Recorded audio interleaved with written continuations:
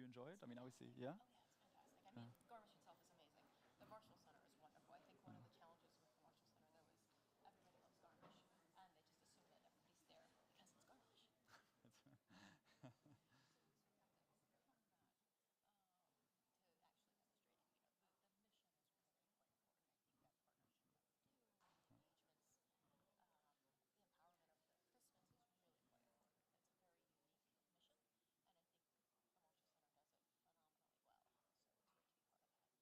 Great. Yeah, no, I've read great things, so it's yeah.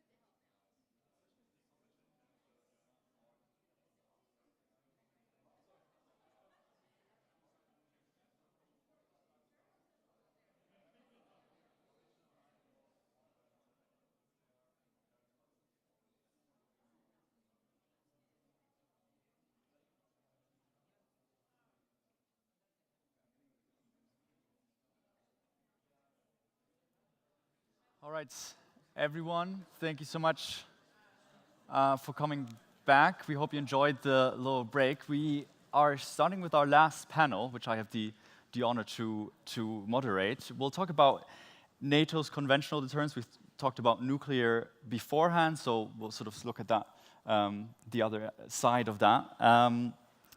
I think I don't have to do much explaining why conventional deterrence for NATO or Europe, the Transatlantic Alliance, is quite a topical sort of conversation to have. We have a war going on in Europe for 10 years, really. So Western Europe really woke up to it only in the last 2 years, if they woke up.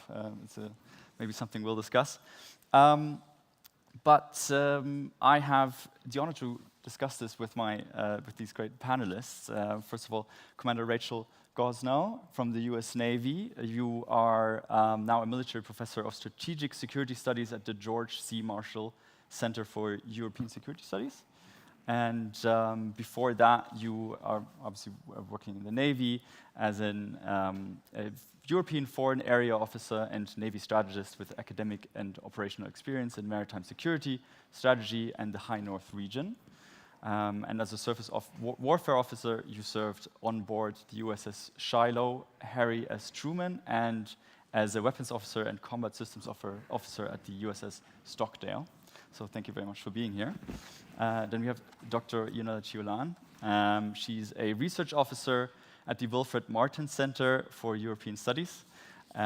She was just finished, or I think the last few months, also a Rethink Fellow at the German Marshall Fund. I'm still a Rethink Central Eastern Europe Fellow, Policy Fellow with the German Marshall Fund, and part of the Transatlantic Security Initiative of the International Republican Institute for 2023-2024. Exactly. So, thank you. And your areas of interest and expertise are European security, defense policy, European foreign policy, NATO, the Black Sea, and also the Arctic. And last but certainly not least, we have Torben Schütz, an associate fellow at the Center for Security Defense at the DGAP, or the German Council on Foreign Relations. But you're also a PhD candidate at the Helmut Schmidt University, which is the University of the German Armed Forces in Hamburg, where you are working with the Defense AI Observatory. And you focus on German and European security policy, the future of conflict, military capabilities, military technology and innovation, and arms industry issues. All topics that we'll discuss, I'm sure.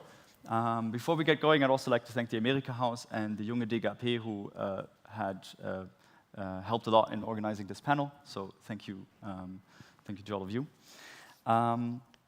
So let's get into it. I think I'll start with saying maybe a quick anecdote from the Munich Security Conference. We had the German Chancellor Olaf Scholz saying, without security, all else is nothing.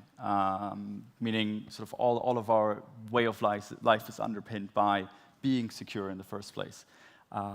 If this is such an important topic, I'd sort of like to get your input on how you're perceiving the current security landscape in Europe, and if this is so important, are we doing enough to stay secure? So yeah, please, Rachael, if you'd like to. Great. No, I think that's a terrific question, and I first want to echo the thanks for America House, for your organization, for having us, and for all of you for being here tonight. I think these are all incredibly important topics, and it's wonderful to have the ability to discuss them as we each learn a little bit from each other. I think when we start looking at the security landscape, it's an incredibly challenging time. I don't think we've seen complexities of this nature for literally decades. You'd have to go back to the 1930s. We are looking at global challenges. We'll keep it focused on Europe today, but I'd ask that you keep that in mind to understand that while we have significant European security challenges, we also see challenges across the world. Talking about the Asia-Pacific, we saw what happened just the last couple of days with China and Taiwan. We're seeing the challenges in the Red Sea. We're seeing challenges in Africa. And so obviously, Gaza is another tremendous issue, and all of these are affecting security here in Europe. And so we can't look at security in a vacuum. I think we need to be open-minded to whether we assess our defense structure, our defense apparatus as sufficient. I think if you take a hard look at that, we can probably pretty clearly say it's not. Deterrence hasn't worked to prevent war returning to Europe.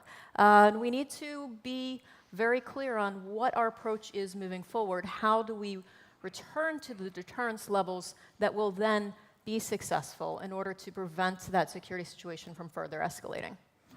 And would you say that also, because I mean we talk about conventional deterrence here, is that, would you say Europe's sort of, we talk a lot about free riding and sort of the peace dividends and things like that. Do you think that is one of the factors why that has been such a failure? I mean, talking specifically of Russia. No, absolutely. I mean, I think that was the challenge, right? Because the world in the late 1990s, whenever you had the collapse of the Soviet Union, you saw a shift in defense policies. And you saw most countries, if not all, moving away from the defense apparatus that had sustained that deterrence. And that's not I think, a knock on what was going on in that era. It was viewed as, okay, this is no longer necessary. The Cold War has ended. We're going to bring Russia into the rules-based international order. This will be successful. And we did enjoy the peace dividend, but I think we missed some warnings along the way. I think that dates back to the Munich Security Conference in 2007. We started seeing indicators that perhaps this wasn't going as well as we had wanted, and we didn't respond, I think, soon enough to start rebuilding. You did have some free riding, I think. I think this is, I mean, even the US military downsized tremendously following the fall of the Soviet Union. And so now we're trying to figure out where our conventional forces need to be to sustain deterrence. How do we really articulate that we can execute in Article 5 successfully? And And I do think you're seeing with Steadfast Defender right now ongoing, so the largest exercise in Europe really since the Cold War, over 90,000 troops involved from all 32 NATO allies.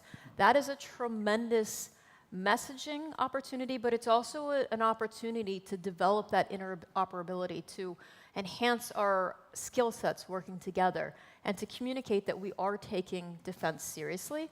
I think when you look at the nations that are now meeting the 2% requirement for the defense spendings out of their GDP, those numbers are trending in the right direction. Are they where they need to be? Probably not. But are they heading that way? Absolutely. And so I think you have a recognition that we need to do more to sustain security throughout the European landscape, but we still have some work to do.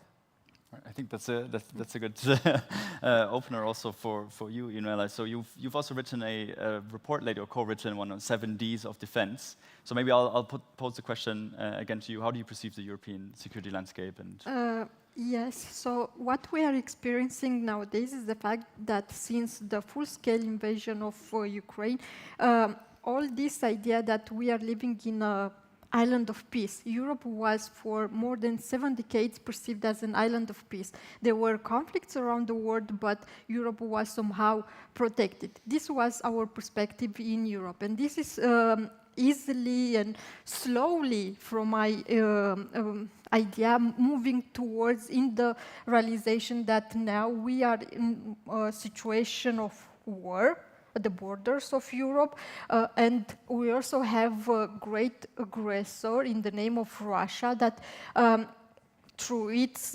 imperialist agenda, he will try to recreate the sphere of influence of Russia. And that also affects the security of some of the member states of the European Union. And keeping in mind the fact that the European Union and NATO as organizations, they have 22 common members, and with the idea that nowadays we see also the fact that in the world there are a lot of conflicts happening.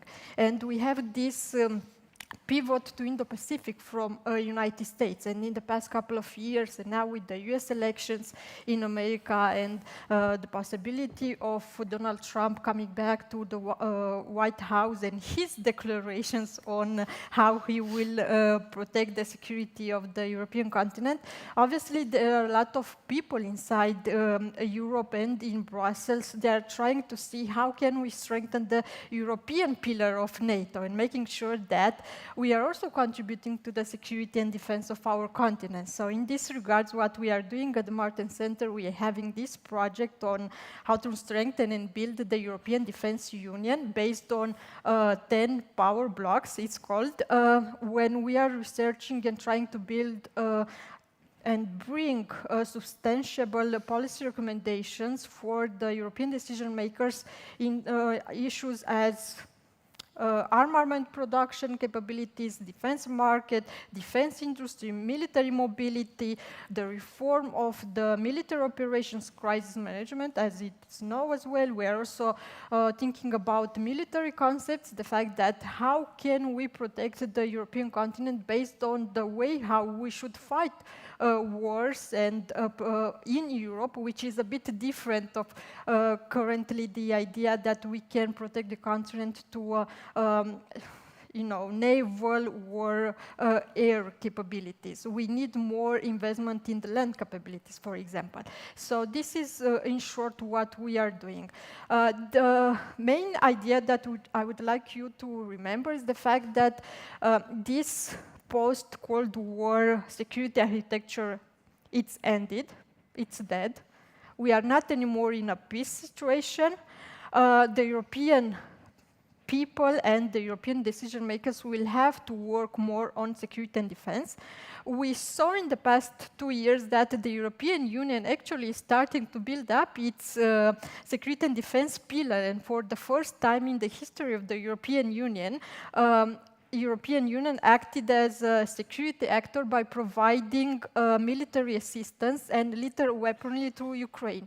This is something that NATO didn't do because they still want to make sure that the Russians don't understand that NATO is part of the conflict. So they had this red line. But the European Union did that. And there are a lot of ideas now, even with the European Parliament elections and the campaigns that nowadays we are having across Europe, that defense is one of the most important discussions. And the way how the European Commission will look like after the elections, obviously they will have to prioritize security and defense. Would you say that, I mean, you work very closely with the European Parliament, do you think that has, that message that you just said with that, you know, like the focus needs to be on security and defense, do you think that has, first of all, sort of been received in the European Parliament, but also with just sort of the broader European public? Do you think that has come through these sort of, we are obviously in expert communities at the moment? Yes and no. It's one of those complex questions where we don't have yet a clear understanding. There are parts of the European elites and parts of the European leaders that they understand the real threat of Russia, and they are pushing for European Union to do more in security and defense. Here we have the Central Eastern European countries, but we also are having parts of European leaders or decision makers who believe that the war in Ukraine is something marginal, that if we are pushing Ukraine in a stalemate and to negotiate with Russia, then we can move back to our business as usual. So we are still in this process of having a common understanding about this issue. Unfortunately, this is one of the issues when it comes to national politicians, mostly, because I believe that in some national countries the threat of war is not yet a reality for them. But in terms of the perception of the European public in general, a recent poll showed that around 70-something% of the Europeans believe that security and defense is important, that the European Union should work on it. That's, I would say, an encouraging number. Maybe Torben, to you, your perspective, security landscape in Europe. Yeah, I mean, I think I will just mostly agree with what my two colleagues said. I think maybe it's a bit German biased, but I would want to add one perspective we haven't heard about yet, and which we might not talk that much about given our title on conventional defense, which is kind of resilience and models of total defense, because that is, you know, when we think about the peace dividend, we're talking about defense budgets, but most of our societies also kind of decrease the resilience, increase the complexity of the interacting socio-technical systems which form the basis of our everyday lives, right? But at the same time, not in the same way increasing resources to make these systems really resilient. And I think that is something that we've learned from Ukraine, and many EU and NATO countries will now learn from our new allies in Finland and Sweden. But I think it's kind of a subtopic of conventional deterrence, not that it kind of actively deters by presenting military power, but obviously, you know, signaling a level of preparedness. And I mean, I think that is just what I wanted to add, because the rest was already mentioned. Well, thank you. I think we'll go into this sort of the transatlantic relationship, and I mean, Trump was mentioned. It's sort of always back of our minds. But European strategic autonomy, the US pivot to Asia. Rachael, would you maybe, I mean, I'm sure everyone is aware of it, but maybe give a quick sort of summary. What, since when has this been going on? Is this a Trump phenomenon? And what will this mean for Europe, depending on how far it will go? Great. No, thank you for the question. And first, I do probably have to say that my views are my own. I don't reflect those of the US government or the Marshall Center on this one particularly. You know, I think that's a term which came about actually over a decade ago. So I was working in the Pentagon as a strategist when we kind of rolled out this Obama administration pivot to the Pacific, and I think most people quickly regretted that narrative because became very evident with that administration and subsequent administrations, you can't pivot to a region. We have a hyper-connected global economy, global security situation, global governance, rules-based international order, and you can't just look at one region in particular. Everything is so connected. And we did focus, I would say, on the Asia-Pacific. I'd like to use that word rather than pivot. And that involved moving our most advanced weapons, most advanced platforms, more towards the Asia-Pacific region. It was viewed even then that China will be our near-peer adversary, a pacing threat, if you will, and that was where we should be putting those assets. The Navy, for example, wanted to move about 70% of our high-end systems to the Pacific. Now that number has changed, right? And partly is because we've recognized that the Atlantic is pretty darn important as well. When you're starting to look at high-end warfighting, China has some threats, but Russia still is a pacing threat in some areas like undersea warfare. We're starting to recognize the importance of ensuring that we have the capability to deter and defend in this theater as well. And so I think when we talk about pivoting, the Asia-Pacific, that has gone away. I remember there was actually a particular time where we weren't allowed to use that terminology anymore because it was recognized that you simply can't turn your back on one region in favor of another. Global dynamics happen, and I think the world gets a vote. Thank you for that. I'm thinking of also sort of Russia, what was mentioned with resilience, right? So Russia sees itself already almost in a war with NATO. You mentioned that NATO is trying to actively sort of dissuade from that notion that they are in a war, because obviously we're not. But do you think, so Torben, to your point on resilience, do you think that has come home, that message that Russia is seeing this as a sort of more general war against the West, or they're terming it as a defense against the West? And then if Scholz's strategy of sort of trying to get the Americans, maybe not back, as you said, because it's not a full turn, but keeping them in Europe a bit more engaged, do you think that is working? Is that a good strategy, or do you think because of this turn, we might at some point need to Europeanize our defense anyway? I mean, I'm not entirely sure his policy is specifically designed to keep the US in. I mean, to a certain degree, yes, and showcasing and every day essentially repeating that we will reach 2% in 2024 and stuff like that is obviously directed also at an audience, or maybe even primarily at an audience in the US and maybe in other selected partners. I mean, and obviously ignoring kind of the midterm financial problems the German current budget planning indeed has. I mean, his close cooperation with President Biden when it comes to certain topics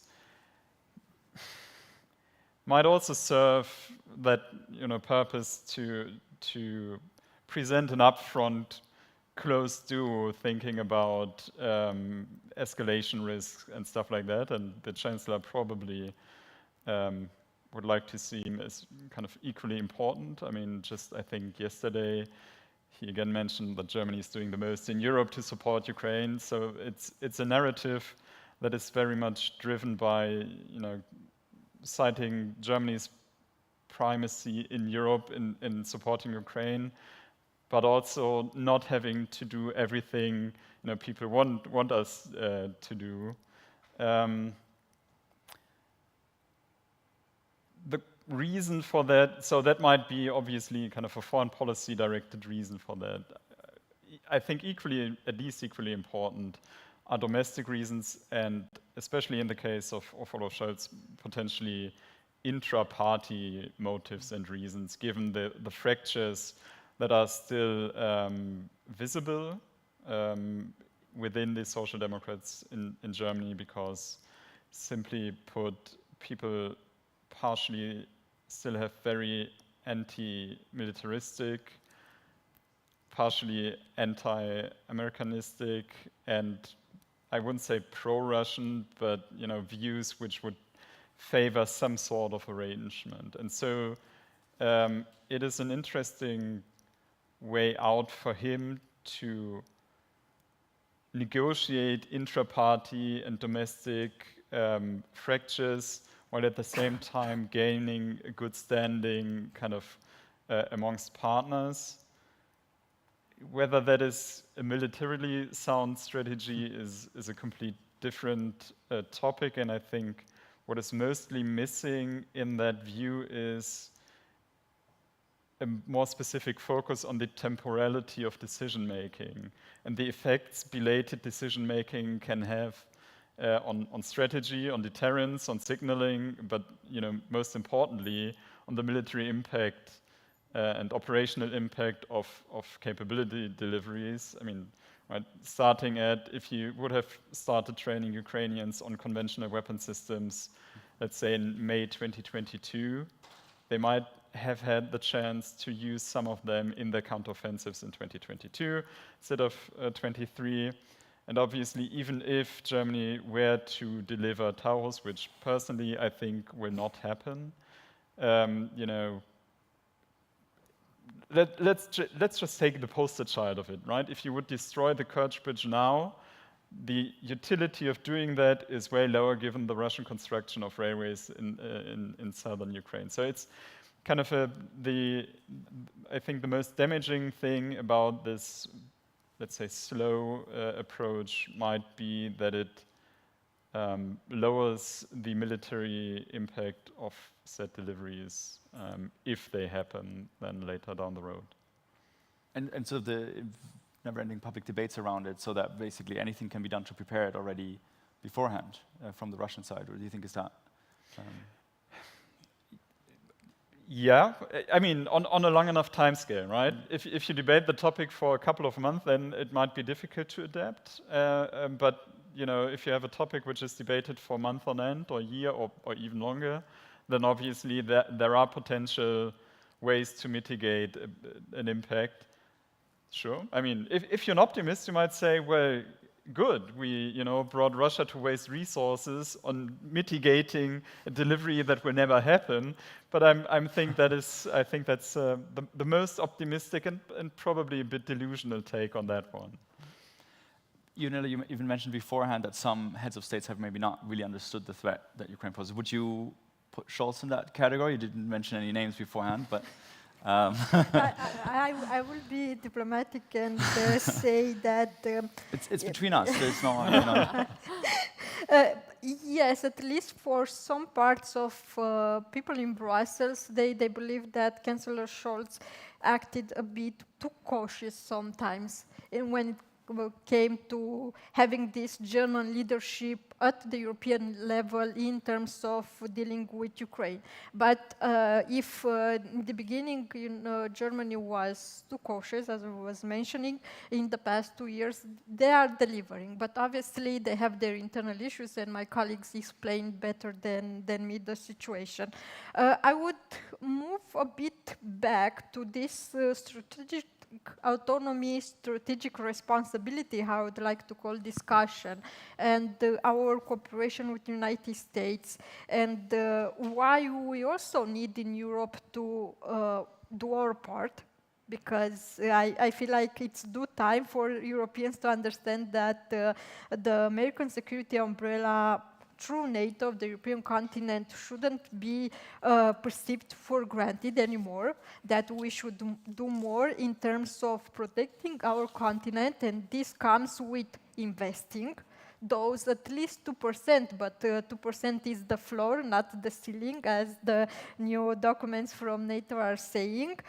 We are seeing countries in Europe who are doing that, but still there is a lot of slowness, and in this process we need to revamp the European defense industry sector in order not only to be able to deliver to the Ukrainians all the weaponry that they are needed on the battlefield, but also to restock our own deposits. And here there are a lot of discussions, because there are the discussions about scaling up and how can we scale that up, because currently the only actor that can do economies of scale in defense industry in Europe are the Americans. So that means we, the Europeans here, we have to catch up with all the reforms and all the processes that we didn't work on in the past 3 decades. This is the reality. And obviously the European Union started to work on this. In the past couple of months, there are discussions. The fact that the European Investment Bank will start to allow for them to finance the defense products and projects, which was a forbidden element in the past. So we see this change of mentality. We have, for the first time in the history of the European Union, the launch of the European Defense Industry Strategy, which was launched in March, which is not mandatory for the member states, but they show a comprehensive direction which the member states should follow. They also launched this European Defense Industry Program, which currently the member states, the European Council are discussing it, and the member states will have to implement it. So basically we have some steps. And the European Commission really did a great job in steering all this national interest in this element, but in the end, the member states will have to implement these two documents, and they will have to work more with the institutions. And obviously, the main discussion nowadays is about financing all this defense industry and also all these armaments that are needed for the European countries to protect your continent. And here, probably this is the most thorny subject in Brussels, in the capitals, how to finance this and how to finance also our support to Ukraine, because there are 2 elements: how to finance our ramping up of the European defense industry, and here the discussion is that maybe we should have these defense bonds. This is the initiative which was proposed by Estonia, and they are pushing for it. And then how to ramp up the support, the military assistance to Ukraine on a medium-long term, because unfortunately the war, it's a war of attrition and will not end too soon. And obviously it's not in our interest it's in our interest for Ukraine to win the peace. And in order to do that, we need to support Ukrainians to make sure that they will win the territories, or they will push the Russians to start the negotiations for peace, but on Ukrainian terms, obviously. Well, first of all, thank you for that beautiful transition, because my next question was going to be on opportunities in European defense cooperation. So that's great. I think before I'll get back to my next question, I'd like to remind the audience that we have Slido, so sli.do. If you want to ask questions, the hashtag is YC2024. We will also ask questions just for the audience later, so but feel free to start asking here as well. So yeah, again, defense cooperation, so thank you for that mention. I think we'll maybe Torben with you next. Do you think, so the EU and NATO, so where do you think that coordination should come from? Because obviously you have a few more countries in NATO, especially with Turkey being more and more a huge player in defense industry. What is your view? So I think it's important to differentiate between capabilities, military capabilities and industrial capabilities, right? I mean, for military capabilities, it's quite clear that NATO and the NATO defense planning process will remain the gold standard in terms of what we want to achieve and prepare as forces for European deterrence and defense. And, you know, the new regional defense plans and kind of the national requirements and demands to fulfill these, which probably will come out, you know, between the Washington summit and autumn, will certainly show a greater demand for certain capabilities and capability clusters for European to increase. Could you be specific on those? What is the? I mean, so some of them are quite obvious, right? And I think the most obvious probably is air defense, right? If you talk about the air defense requirements and probably in all ranges, right? From very short-range air defense out to long-range air defense. There are huge gaps in each and every European military. I mean, it's not news to anyone looking into the issue, but given the threat and this shift again, from capability-based planning back to threat-based planning, you have to take into consideration what your adversary might launch at you in and through the air. And so air defense is one of the poster childs of that. But I mean, potentially, I would say that large army formations and basically having a larger land component would probably also feature in that plans, which throws up a whole different kind of issues, personnel and so on. But so NDPP and regional defense plans will be and remain the gold standard for capability planning in Europe, and that's nothing the EU can do and should do. And member states, it's simply the preference of member states to go for the NATO planning, given that it's an established process, and many member states, and especially their defense bureaucracies, are socialized in NATO and are viewing NATO as kind of the core of it.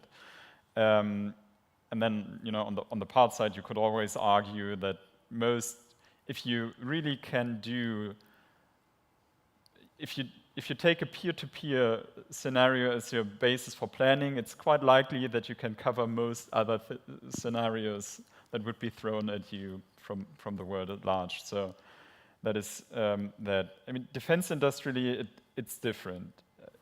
Right, finances are tight, budgets are increasing, but still tight, especially given the just mentioned capability requirement increases. And the EU can certainly help. I'm a bit skeptical, though, how much that will help. I mean, in the end, especially, so it probably has a larger potential in helping to ramp up production, right? Because ramping up production is about the direct investment into industrial capabilities. The ASAP program for 155mm munitions is, I think, a very good example where very targeted investment into supply chains can do much, right? But if you look at other issues like European cooperation, joint procurements, which have been all the rage for the past, I don't know how long, at least 30 years as well, even longer in some domains. It's not the EU that decides how the game is played out. It's member states. Some people like to say it's industry, and if we consolidate industry, then industry will only, have one tank model to offer to Europeans. Personally, I think that's, too easy and mirror fencing, because industry is happy to deliver 5 different variants of tanks as long as you find someone who pays for them. So the real consolidation has to happen on the demand level, on countries, on harmonization of requirements for military equipment. And that means for national militaries to have to, forego some requirements and change some requirements. And that's difficult, and we haven't done it so far. But I think that is kind of the most important driver. And then you find different solutions for like national defense industrial preferences. You can do stuff like license productions and so on. So there are solutions to retain work shares in countries and retain a certain level of defense industrial technology and technological knowledge in these countries. So, right, you don't have one contractor in the end supplying your stuff, because consolidation is, again, personal opinion, is the wrong way to go right now. I mean, the US has learned it even more the hard way than we have. We have learned it in a couple of domains, but one reason why Europe was, and I would argue still is, able to produce more artillery munitions is because we didn't have such an intensive consolidation. So, right, there is a conversation we have to have about the target industrial structure, and it not only has to do with increased consolidation, but it has to do a lot with requirements harmonization and then figuring out how to, combine requirements harmonization and defense industrial work shares. And I think there are solutions which we can use to achieve that. I think so. The U.S. market was just mentioned. I think I'll pass it on to you. You have you said before a lot of MOD and Ministry of the State Department students in the Marshall Center. Do they, when they come here to Europe, just to not understand why there's so little consolidation, or are they happy to see there's still some sort of competition going on? How do you explain this sort of the European defense market? So, I think it's a very unique market, right? And especially when you look at the American market, which certainly consolidated after the Cold War. In fact, they were told to, right, by the Pentagon saying, hey, not all of you are going to survive as companies, we need to consolidate. I think one of the challenges is, because of those peace dividend years, a lot of companies shifted their business out of the defense realm and into other areas. And so how do you then bring back that industrial base? And we are frankly struggling with it right now. If you look at any aspect of the military, whether it's shipbuilding industry, which is woefully undermanned, and our number of shipyards are a fraction of even what you see in China or what we had before. If you look at rocket production, I was reading a great Economist article earlier today talking about how there are literally 2 companies that produce the type of motor that you need. It's a challenge, right? And how do you look, because there's no great model for any nation doing this right. I think you can look at, even Russia has had to really shift its internal productions to military production, and that took a state-governed decision, right? And we don't do that in democracies. And I think I do want to touch back on the narrative regarding Putin and saying that he's fighting NATO in Ukraine. I think that's largely the narrative that's required for popular support, right?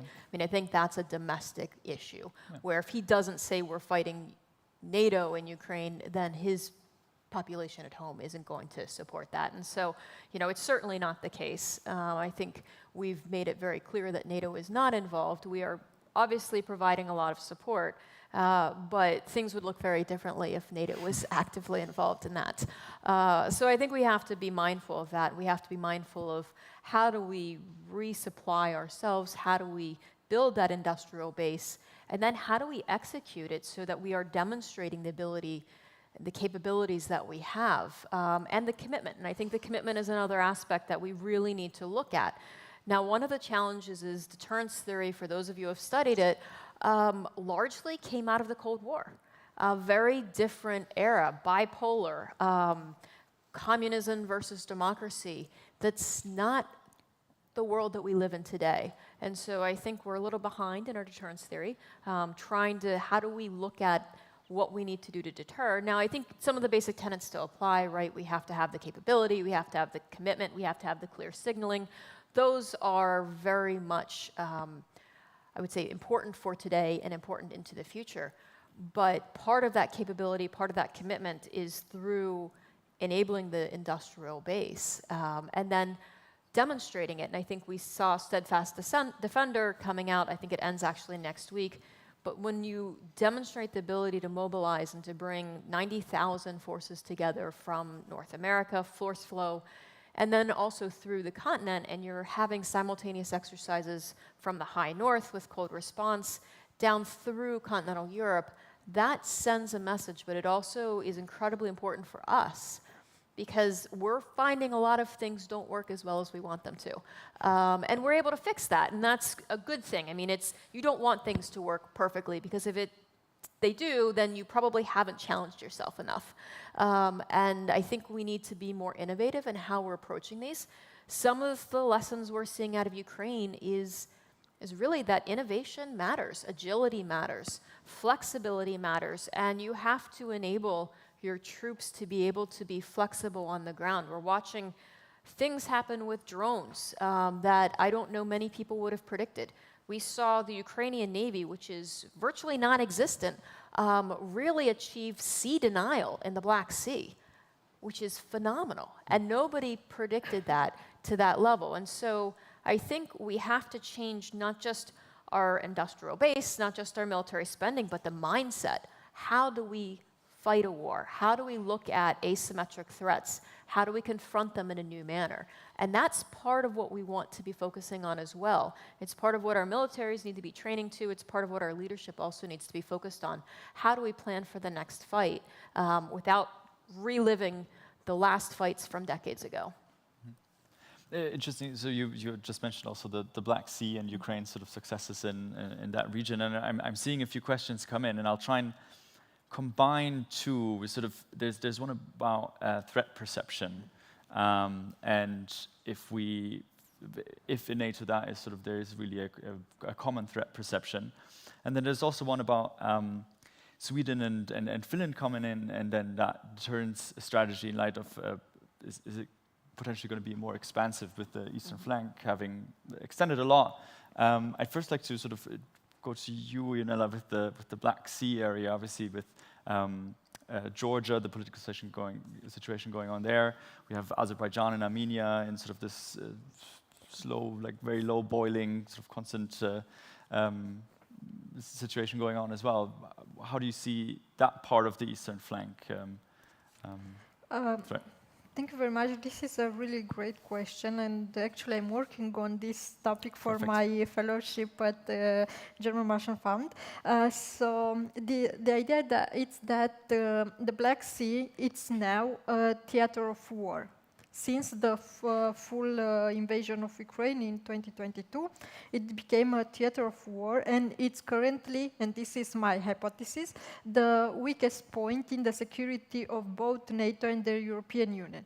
And this is to the fact that with the Sweden and Finland accession to NATO, basically the Baltic Sea strengthened its security and defense, especially because in the past we were having issues with the protection of the Baltic countries, but now having Sweden and Finland there, basically the Baltic Sea became a sea where NATO has more control and can operate better. While in the Black Sea, we only have 3 littoral states, so Romania, Bulgaria, and Turkey, which are part of NATO.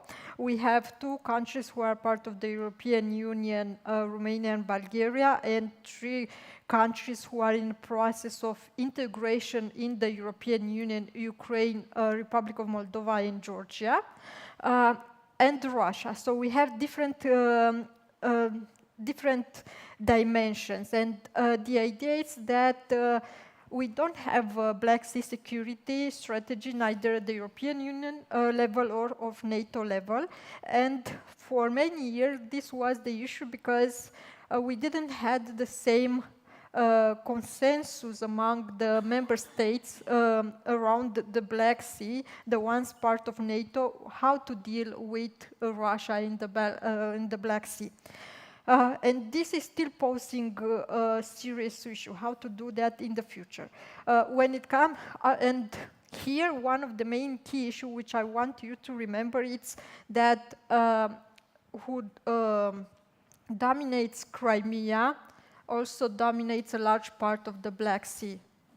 And in the future, if Crimea will remain under Russian control, we'll still have a lot of security threats from Russia, because with the annexation of Crimea, what the Russians did, they also took control over a large economic exclusive zone, so basically territorial waters of Ukrainians in the Black Sea, which overlaps with Turkish and Romanian ones. And this is important because there are a lot of gas resources which both countries would like to exploit, especially Romania, and this will create a lot of issues in terms of energy security in the future. But since the war in Ukraine, we also have other issues like the limitation of free navigation of the Black Sea, since there are a lot of sea mines which both Ukrainians and Russians basically they put on the sea. And we had actually a real blockage of the sea in the past 2 years from Russia, and that's why Turkey intervened, and we had this grain deal initiative in order to transport the Ukrainian grain out of Ukraine through Odessa and a part of the Black Sea through the world, since we had this food security crisis. So we see that the Black Sea is quite important, and I would add that the dimension of Armenia and Azerbaijan, they are not Black Sea countries, but they are part of this concept of Black Sea region. And what's happening in South Caucasus, obviously, it's have its impact on the Black Sea region. We had the first visit of NATO Secretary General Stoltenberg a couple of weeks ago in Baku. He had actually a visit in all the 3 countries in South Caucasus, and he was trying to somehow strengthen the relationship of NATO with these 3 countries. Both Armenia and Azerbaijan are part of what is called the Partnership for Peace Initiative since 1994. So basically, this is a NATO initiative for NATO to work with other friendly countries interested in cooperation with NATO, and what NATO did, for example, in case of Armenia, because the Armenian counterpart, they asked NATO in the past couple of years to help them to reform their military education system to a modern westernized concept. And as well, energy security is an important element for NATO, so that's why Secretary General went to Baku, had his meetings. He was also trying to push for renormalization of the relationship between Armenia and Azerbaijan, but you know it's still an issue. What it's important to remember is that in the Black Sea we might see more escalation in the future. It's because currently Russia dominates the sea. This is the reality. Even though the Turks, through the Montreux Convention, they blocked the Russian warship access in the Black Sea. This Montreux Convention, it's an international treaty signed in the 1936, something like that, so many years ago. And basically, they are in charge in closing the straits through other warships, except the riverine countries, during a war period. And the Turks did that, and they didn't let neither the Russians to bring more warships in the Black Sea, which was great because this also indirectly help Ukrainians to fight the Russian navals already in the sea. But in the same time, it also blocked any allied warship coming in the sea to patrol and strengthen the maritime and security and deterrence of the other countries, for example, Romania and Bulgaria, who don't have a good naval presence. Thank you. That's very interesting. I think one of the other regions that, with Finland and Sweden joining, that's going to be more and more important, even without them joining, but just a geopolitical shift towards the north. I know that you were also interested in one of your focuses is on the Arctic. How do you see Sweden and Finland's accession into NATO changing the circumstances there? So, I mean, I think absolutely. When you saw Sweden and Finland join the alliance, you now have the center of gravity shifting north, right? And that is something that the alliance has had to take an introspective look. How do we plan for this? How do we develop the command and control? How do we integrate the forces? How do we ensure interoperability? And how do we deter? I mean, this is a significant land border now with Russia that we are now seeing, but this has been, I would say, we have been working towards this relationship for a very long time. Going back to 2018, Exercise Trident Juncture, I was actually with Admiral Fogo, who was the Joint Force Command Naples commander at the time, and we did battlefield circulation throughout Norway, which is where the exercise was taking place. It was an Article 5 scenario, and it was all the NATO allies plus 2 partner nations, Sweden and Finland. I can tell you Sweden and Finland were phenomenally integrated into that exercise back in 2018. They have a very high level of readiness, they have very high-end capabilities, and they have a high level of interoperability with NATO already. And so when you're bringing these allies in, yes, they're new, they haven't been part of NATO very long, but they are coming ready to contribute. And I think that's a really important differential. And when you're looking at the Arctic region, the Arctic, certainly there's a lot happening there. Climate change obviously is a key driver. You're seeing an opening access. You're seeing greater interest in some of the economic resources, tremendous amount of natural resources there that now you're enabling access because of the ice melt. But it's also an incredibly difficult part of the world to operate in.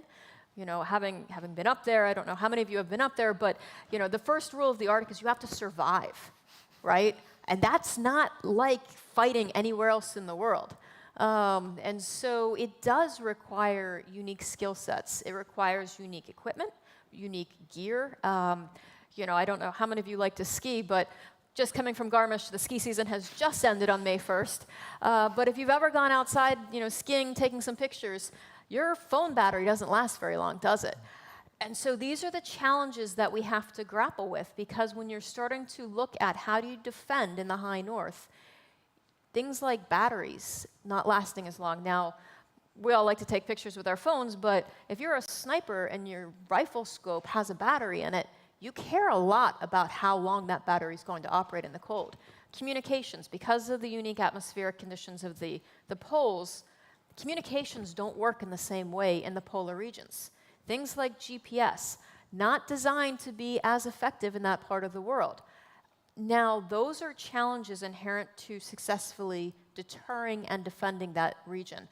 The good news is Sweden and Finland have been grappling with these challenges for the existence of those nations. And so they are very specially suited to dealing with that. Nordic response, I think, was a great learning opportunity for a lot of allies to go to that region, work with those countries. But I think one of the other challenges of the greater Pan-Arctic region, and I want to make sure we don't forget Alaska in this too, because it is, you know, the US's Arctic. But when you develop procedures that work in Alaska, they don't necessarily work in Finland or in Sweden, because each subregion of the Arctic is vastly different in terms of the climate, in terms of the weather, in terms of the terrain. So if you have, you know, one of the probably the best analogies I've heard of is we had a big exercise in Finland, and some of our forces came back, and one of their big findings was that they had their sock protocol wrong. Now that sounds a little bit silly, but if you're an infantryman and you have the wrong sock protocol, that's life or death. Because if your socks aren't changed frequently enough, you get frostbite. If you have frostbite, you're no longer combat effective.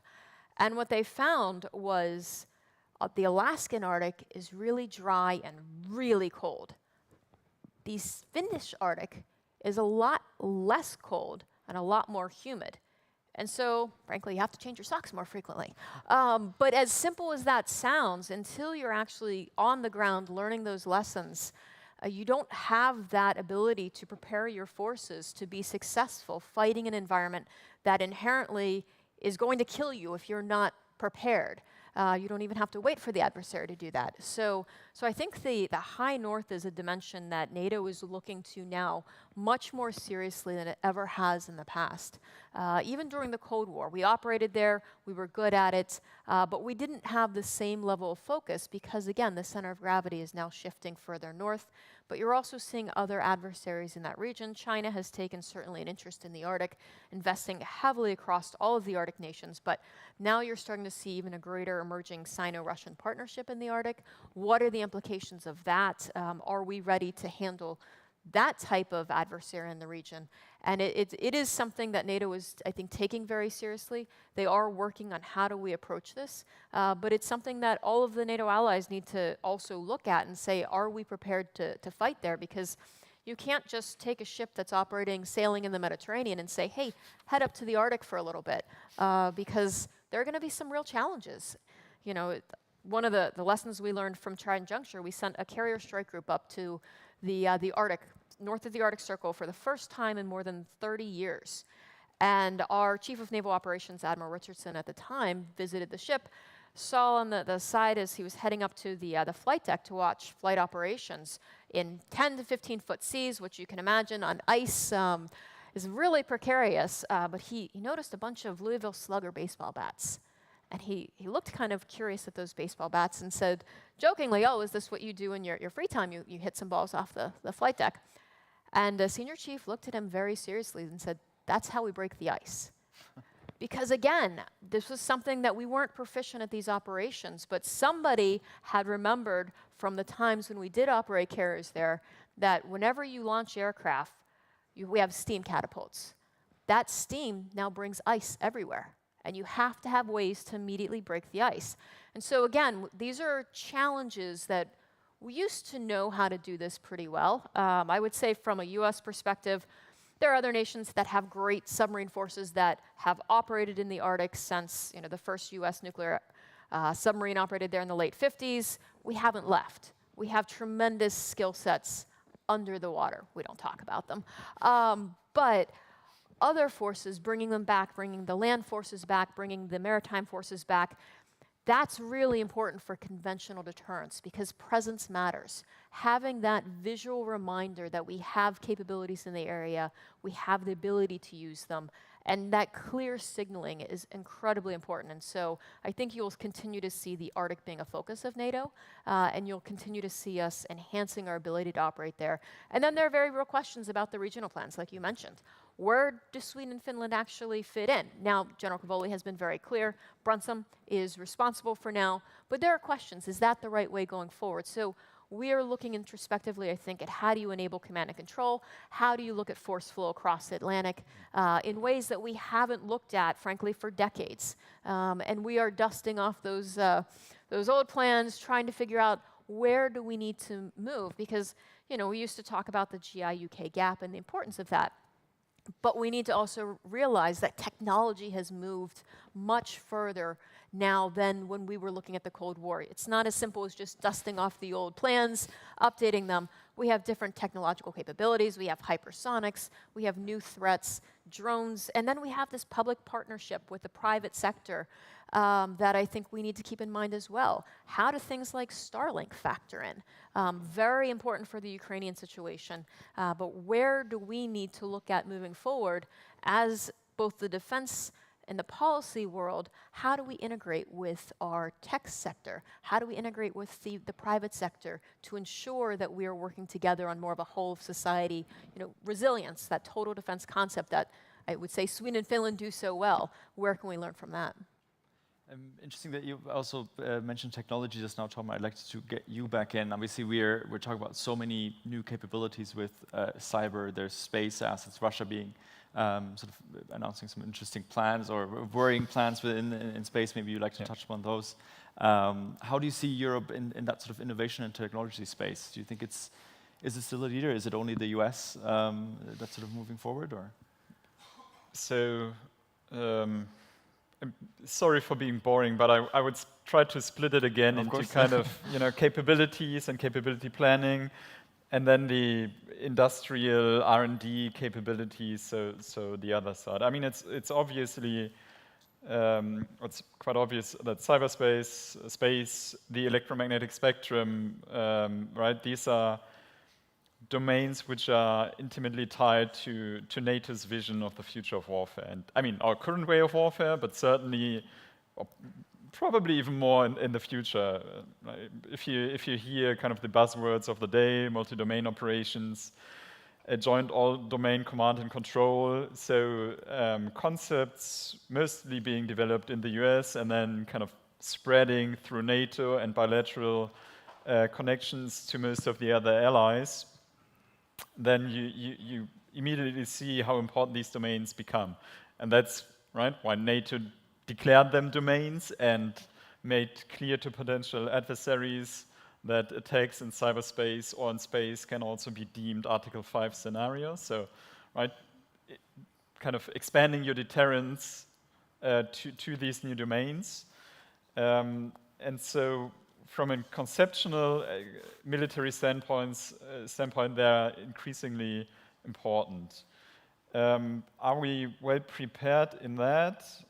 I think Ukraine showed us that we can be prepared if we closely cooperate with the private sector, right? The more or less, I wouldn't say secret, but one of the factors for Ukraine's survival, or the survival of Ukraine's state functions, was a close cooperation with private companies from the US primarily and the kind of tech giants, and working on, So you're talking about, I think, Microsoft and Google basically protecting their, if you could maybe elaborate. Exactly. And so, I mean, that is one factor, kind of, and that is the grossest simplification possible, but, putting the digital infrastructure of your state into the cloud and then, have it be dislocated from your own shores and protected by the security protocols of these private companies. And there have been fascinating reports by the companies on the kind of cyber attacks on these infrastructures they saved up. And then there's the other kind of operational, tactical level dimension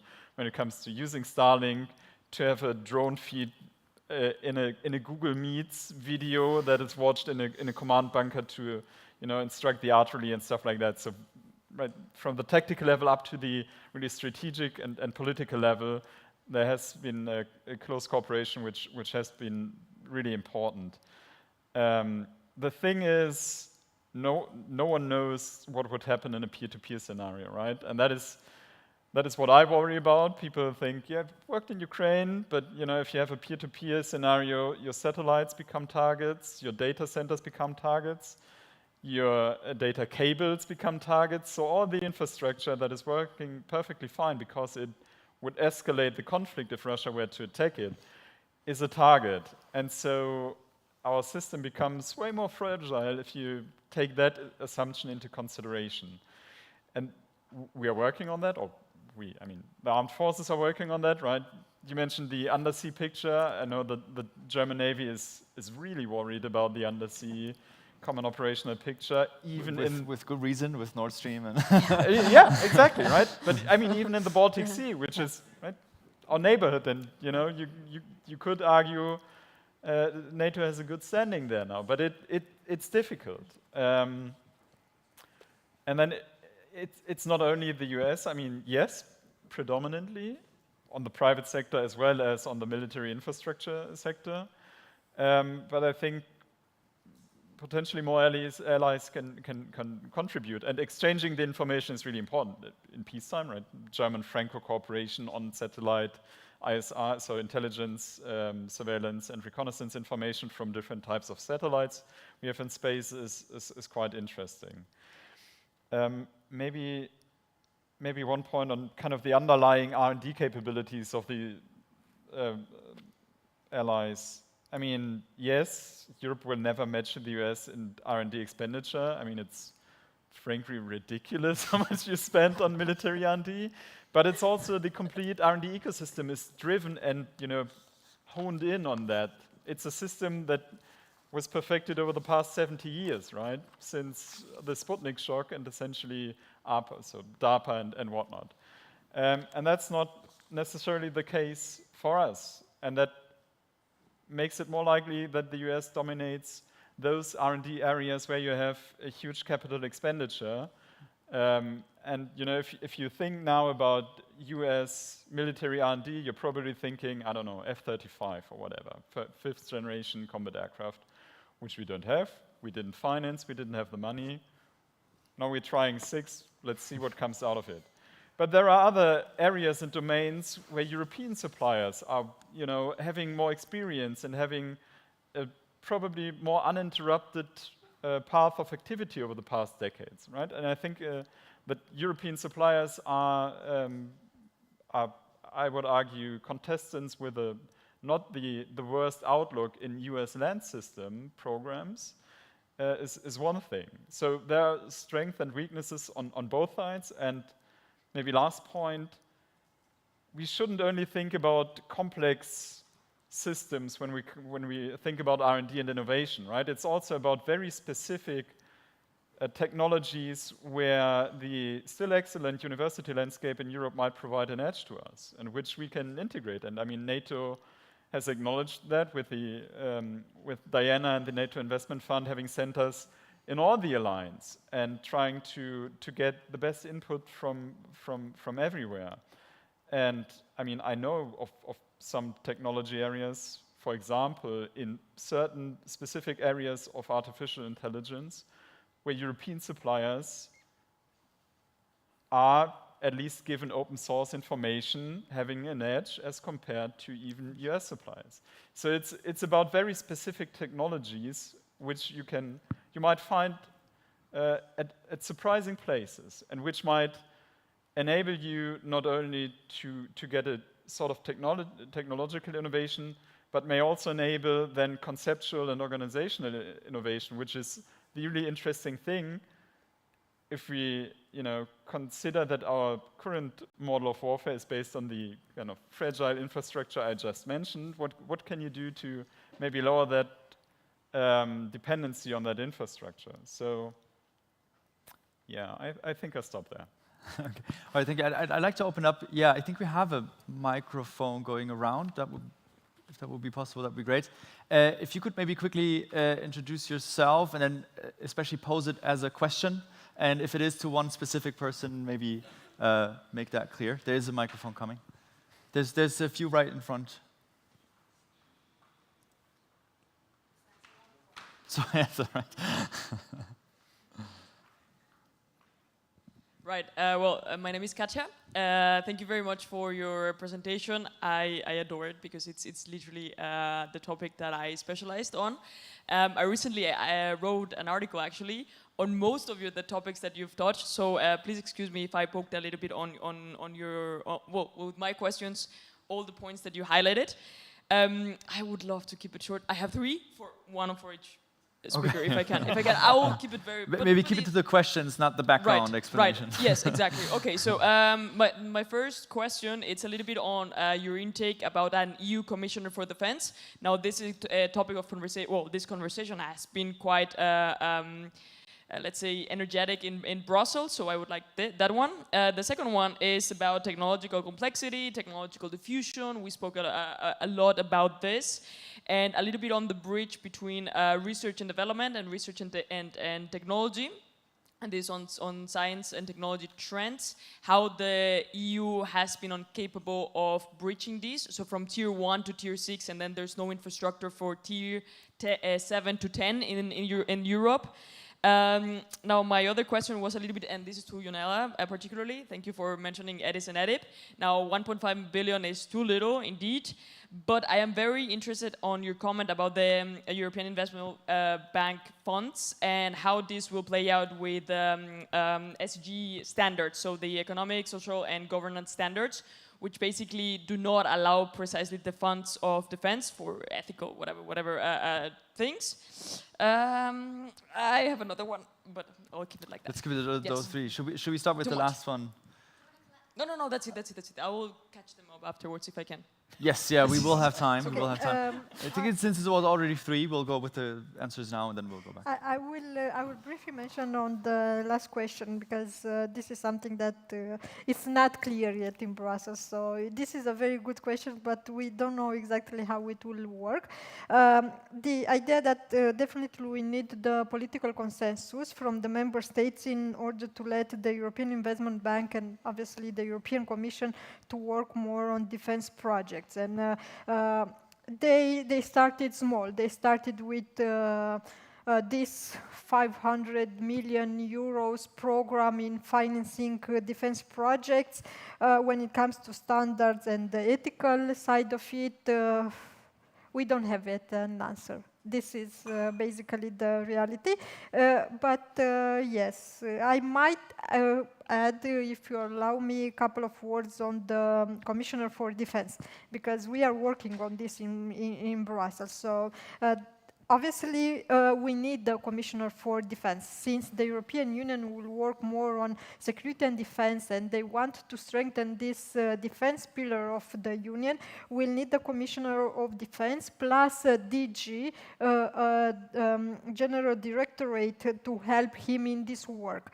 Probably, in reality, this will be a defense cooperation or defense industry, so it will not be a defense in general, because let's be honest, the member states will not let the European Commission to do defense by themselves. Even though, from the Lisbon Treaty, in terms of priorities and capabilities, the European Union and the European Commission have this ability and the capability to work on security and defense. This was something that was brought in the treaties at the beginning as a crisis management component, but in the 90s, but then it grew up larger and larger. But until recently, we didn't have the political willingness for the member states to let the European institutions to work on this. So that's why they took defense as something that the national member states will do, and probably will still have this struggle in the future as well. But will be more tentative willingness from the member states to let Brussels and the Commission, and especially this new DG, which probably will be created in the new European Commission architecture after the elections, to work on this, especially when it will come to defense industry and this defense cooperation. Probably they will make it very specific, like currently we had the DGDefis, basically and when they come to defense, they were doing very specific defense innovation, financing of the defense, so very specific areas from the defense element.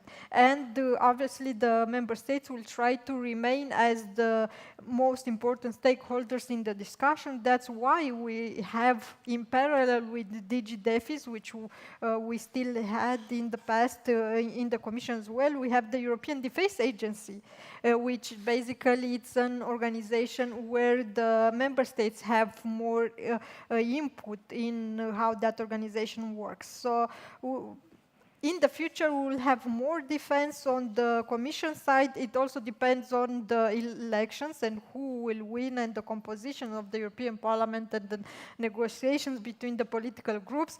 And it will depend a lot on the member states letting the Commission take this role. Right. Did you want to also come back on one? I mean, maybe on the science and I'm trying to. So I mean, the first obvious link is if you have a gap in the TRLs, that's kind of problematic, and we all know about one valley of death, right? Which is kind of getting to the true commercialization of your product and then being able to endure the long procurement process by state procurement agencies, but you're absolutely right. There may be several valleys of death on your way to a viable product, and selling that product to get some money. I think what might be interesting, and the interesting link really to finance, is if the EIB and other actors and even state and federal banks would kind of change their mind when it comes to investment in defense industry. I think it would open up tremendous capital on that side for companies, and also on the private equity side, which is already engaged. If you think about defense startups in Europe like Helsing, which benefit from that. So it would be a tremendous signal if state, federal, EU-level banks would change their mind on financing. I mean, on the ESG issue, it is my understanding that it would be still possible for the Commission to essentially include defense in that, which is a guideline in the end. It's no rule, right? Banks can still decide bank shareholder can still decide, no, we don't want to do that. So it's it's a guideline. It potentially wouldn't solve all the problems, but it might change a bit for the better. But yeah, for the rest, happy to talk afterwards. Did you want to come in? No, I think in the interest of time. All right, we'll go to another question. Maybe, yeah. I see loads of hands, Sophie. You can. I suggest we do one Okay. round of questions because it's close to the end now. Yeah. Hello, my name is Dirk. I'm a medicine student, and I was at NATO not long ago, and we talked about the events until February 2022, and it appeared that NATO had a joint committee with Russia, with a representative of Russia, to talk about the relations. Until January, there was the last meeting, because in February the war started, and yeah, the representative didn't show up anymore. However, the first day of Ukraine war, my thoughts were directly to China. China has leverage to decide what will happen in the war with Ukraine. Currently, they are a bit ambiguous, but they do have this position. Why is NATO not in a joint committee with China to negotiate? They couldn't answer me that question at NATO, actually, but I do think it's a very important question if you look at the future.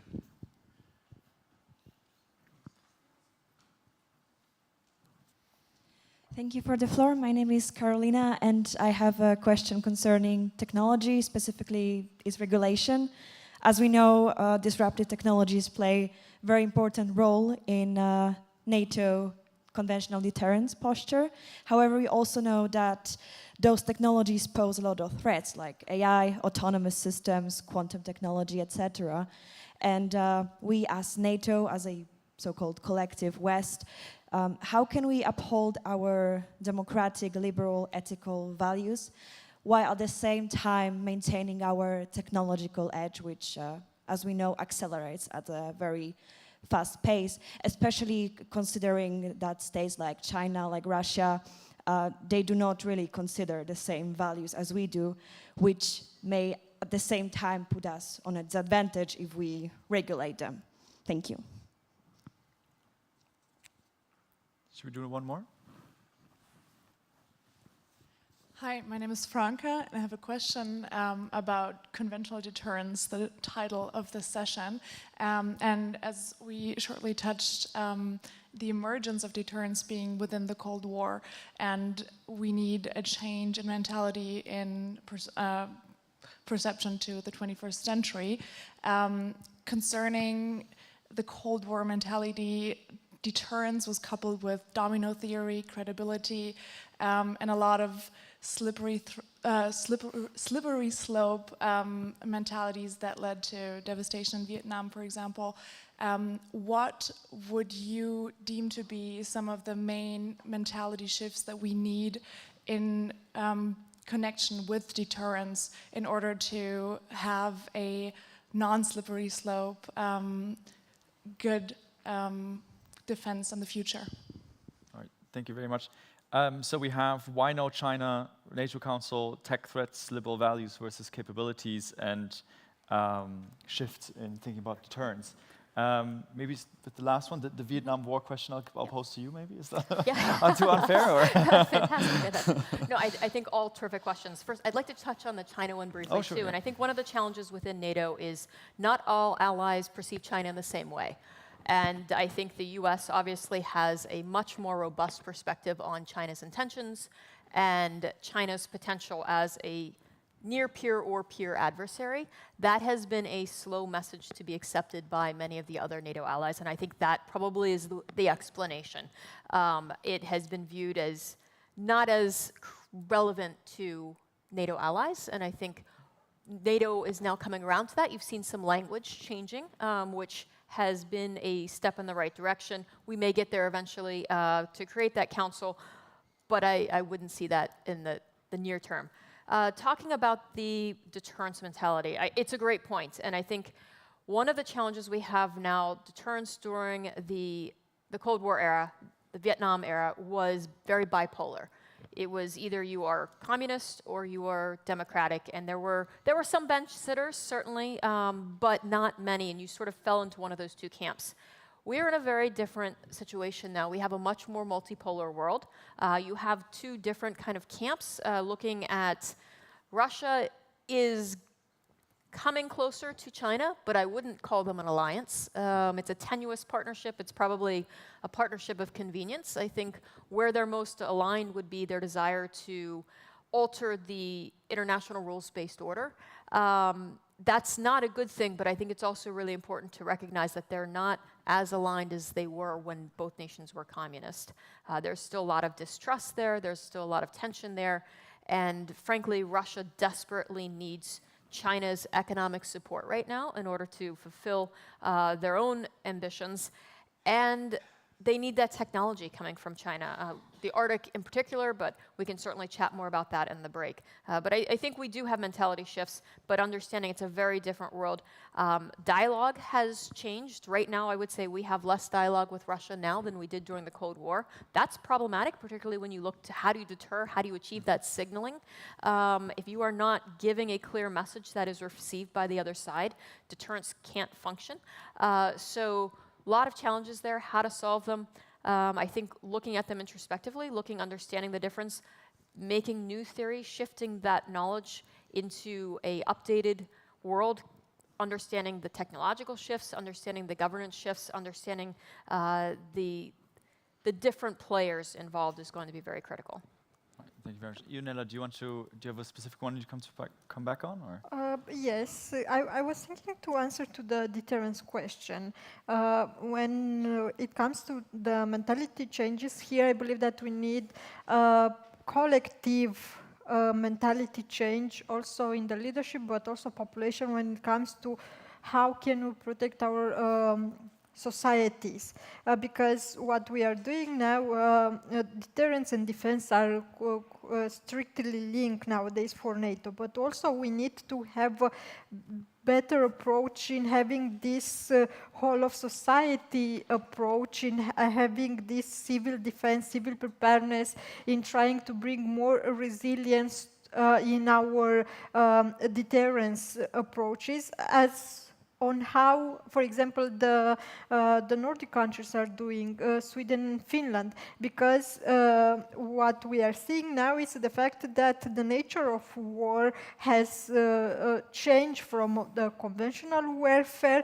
Now we are having a lot of these hybrid threats, hybrid warfare on the European continent, where there is a large amount of plausible deniability element involved in this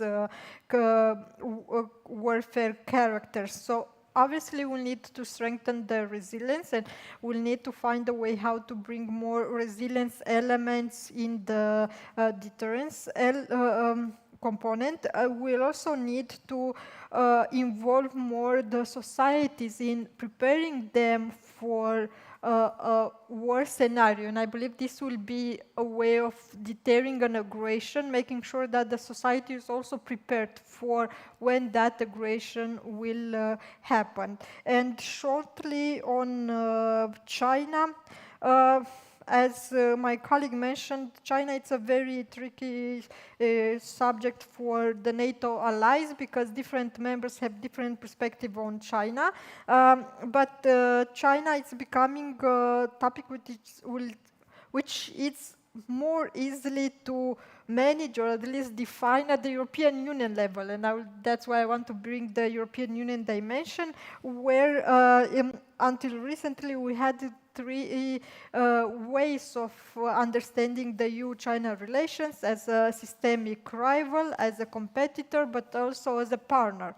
This three dimension of seeing China for the European Union is changing. So basically, in the past year, we saw that the European Union is mostly starting to join the same views as the Americans. And we cannot say that we are moving to a position on a policy of decoupling. We are having this new terminology called de-risking from China. And what does it mean? It means that the European Union would like to decrease its strategic dependencies on China, especially when it comes to technological products, supply chains, and critical materials, to make sure that we are delimiting all that economic and political influence that Beijing can have on the European continent. But this is a work in progress, and it's still a very difficult one because probably here in Germany, China is seen a bit different than how it's seen in Brussels. Thank you very much. I think, Torben, if you can come back to the one that hasn't really been answered, which is the tech Yeah, on the- question. Sorry, to Exactly. throw it to you, but Yeah, no, absolutely fine. And it's what I mostly thought about for the past couple of minutes. I think there are two things I would say on the tech regulation issues. Spoiler, I currently mainly work on AI. So what I will say is probably more true for that than for quantum and whatnot. But the first comment is, I think I'll have to push back a bit on the notion that totalitarian or authoritarian systems are, freely using these technologies to gain military advantage. I think that is, to a certain degree, a projection from our side upon these regimes. They might not share the same morals, but they might have different incentives for not letting, for example, AI-controlled military systems run free. These systems are typically very tightly politically controlled, even their armed forces. And in the past, such forces often have taken or have accepted a lower degree of military effectiveness in their armed forces in order to preserve the political control of said military forces. And I think to a certain degree that will also be true for AI. Maybe not on a tactical level, but certainly on an operational or strategic level, where the political control by one-party system or by a dictator or what have you is way more important than a bit more military capability. So that is just something I essentially want to give you to think about, how political control might interfere with this notion that these systems might use technology freely. And the second point is, before Western military forces use any kind of technology, I'll have to add a caveat at the end of the sentence, but right? For now, these technologies and weapon systems run through a very dedicated and good certification and testing process.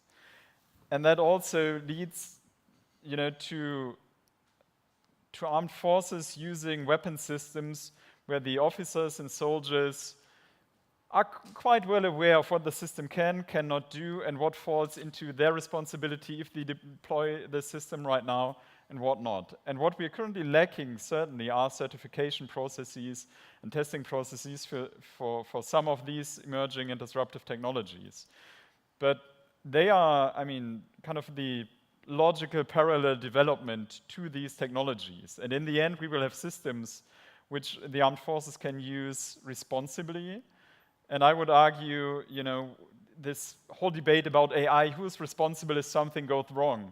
If you have a system which is certified by the armed forces and the producer, then in the end, the soldier and or officer deploying the system to the best of his or her knowledge about what the system is capable of and what the kind of certification says, is responsible for that. So it's again kind of mirror fencing with a debate where you say, oh, it's unethical, but in the end you have processes which might lead to that. And there is, at least for AI, and there are some developments, for example, the engineering standards, so IEEE 7020.2022, I think, which is an engineering standard which is trying to regulate for the first time, essentially, how to design values into technical systems, right? Technology is not determined just by technological development, and it's not Deus ex machina coming out of nothing.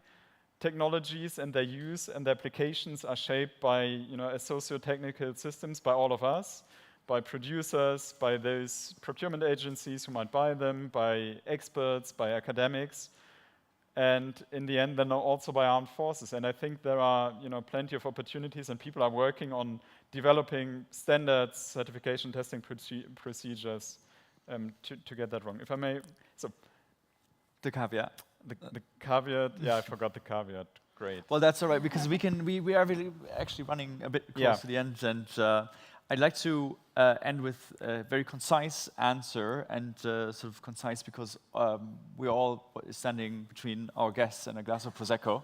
So really concise if you can. So one sort of policy change, or one change, because we've been talking a lot about deterrence, and it seems to come back to Ukraine a lot. So how this war is going to end and how soon is how we then are able to show that we can still deter an adversary like Russia. So if you could change one policy, which one would that be? At least in a short sort of. Thank you. So the easy question now. Easy, yeah. To stand in the way of Prosecco. So I think one of the things we have to take this threat seriously. I think the biggest thing we have to be prepared for is understanding that in order to successfully prevent a war, you have to prepare for war. And so mobilizing our societies, our political system, and our militaries to have that mindset, I think, is incredibly important. You're seeing greater unity, determination, and strength, to paraphrase General Cavoli, than we have in decades. We need to build on that capital. Fantastic, thank you. Torben. I think I go for defense industrial policy in member states and in Europe. And you know, I'm half jokingly always saying it's probably the most important paper I've never wrote, which is kind of the idea of, in that case, German Defense Production Act. Because I think in Germany, but also in parts of Europe, the debate has been industry says, state, give us more money and we'll do wonderful things and we will deliver everything. Instead says, you know, industry, start producing, demand is coming. And it's a ridiculous proposition on both sides. It's going on for 2 years. So I think there are a plenitude of other instruments you can find around the world, in the US, in Finland, whatnot, that could change defense industrial policy for the better, increase output, increase support for Ukraine, and that would make a huge difference. Fantastic, thank you. Ionela, you can yeah, close us off. In my case, I would believe that the Western countries, especially United States and Germany, they will need to decide on a theory of victory for Ukraine, because currently we lack this political willingness to help Ukraine to win the war, not only to survive in a stalemate situation. We don't know exactly how the war should be ended, so that's why we don't have bold actions from the Western leaders. So that's why we need a theory of victory for Ukraine from us in order to do everything that's needed in order to reach that goal. Thank you. Then all that is left to give a huge round of applause for our speakers. Thank you very much for coming.